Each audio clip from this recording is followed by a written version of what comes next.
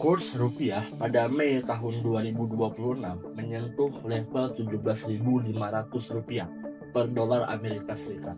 Rekor ini menjadi terlemah sepanjang sejarah Indonesia. Banyak yang tahu angka itu, tapi hampir nggak ada yang tahu berapa persisnya uang yang keluar dari kantong Anda akibat angka tersebut. Dan hari ini kita akan hitung bersama. Kita akan mulai dari konteks yang sederhana.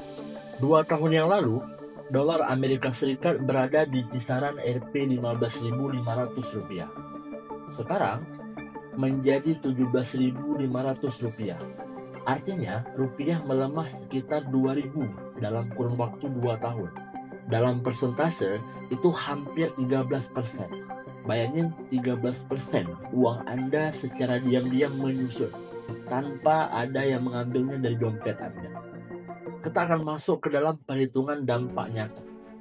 Sekarang, kita mulai dari barang elektronik. Harga barang elektronik itu mulai naik sekitar 5% akibat tingginya biaya impor. HP yang tahun lalu 5 juta, sekarang menjadi 250.000 lebih mahal, hanya karena rupiah melemah. Yang kedua, bahan pangan.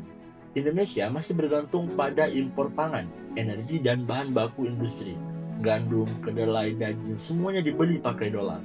Maka ketika dolar naik menjadi 2.000 lebih tinggi, biaya impor gandum akan naik secara proporsional.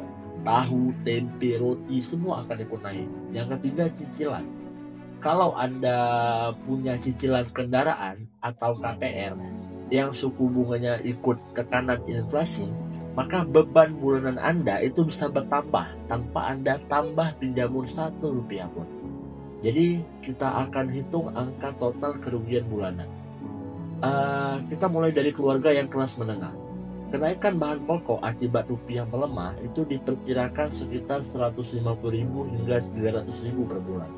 Kenaikan untuk biaya transportasi dan energi itu diperkirakan 50.000 hingga 100.000 per bulan. Sedangkan kenaikan harga barang elektronik dan rumah tangga yang dikonsumsi secara berkala itu mengalami kenaikan 50.000 hingga 150.000 per bulan. Jadi total estimasi kerugian daya beli sekitar 250.000 hingga 550.000 per bulan. Jadi kalau kita hitung per tahun itu antara 3 juta hingga 6 juta rupiah per tahun hilang. Bukan karena Anda boros, tapi karena uang Anda yang nilainya menyusut. Nah, ini hal yang jarang disadari oleh masyarakat semuanya. Pendapatan nominal Anda mungkin tetap sama, tetapi nilai realnya yang berkurang. Anda itu kehilangan kemampuan membeli barang-barang yang sebelumnya bisa dijangkau dengan jumlah uang yang sama. Matematika menyebutnya sebagai depresiasi daya beli. Bukan pemotongan gaji, bukan PHK, tapi efeknya persis sama.